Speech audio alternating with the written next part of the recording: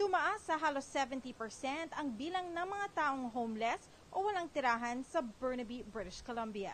Ito base sa pinakahuling datos na inilabas ng Metro Vancouver Homeless Count, kung saan higit 200 katao ang nagsabing unsheltered sila o wala silang matitirahan sa syudad. Pero matingkad na lumabas sa discussion namin itong nakaraang meeting was yung paglaki ng bilang ng mga seniors at pati na din yung paglaki ng bilang ng mga families. Si Maita Santiago ang chair ng Burnaby Mayor's Task Force on Unsheltered Community Members.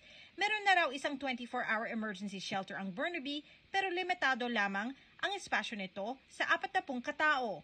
Ang task force, tinatrabaho na raw ang isa pang warming shelter. Yung staff natin sa City of Burnaby is working hard with BC Housing, pati na din with our community partners para magkaroon tayo ng additional emergency warming center this winter.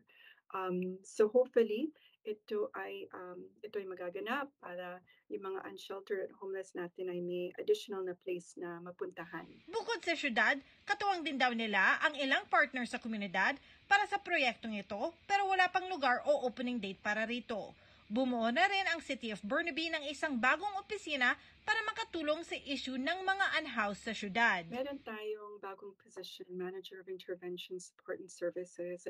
Halimbawa, kung may homeless o may unsheltered person na nakita, imbis na yung pagtingin ay dapat pailisin sila sa kung nasaan sila, ang layunin ngayon itong staff natin ay kausapin itong individual para malaman kung ano ba yung kailangan niya, para matulungan siya, mahanap ng isang lugar na pwede niyang puntahan. Kasi dapat din natin alahanin na yung mga unsheltered at homeless sa ating komunidad ay kailangan we also treat them with dignity. Sa pagtaas ng mga bilang ng mga taong walang tirahan sa Lower Mainland, umaasa si Santiago na makakatulong ang proyektong ginagawa nila sa Burnaby para mapanatili ang dignidad ng mga taong nangangailangan ng tulong. Sa likod ng bawat number, sa likod ng bawat statistic, is a person, right?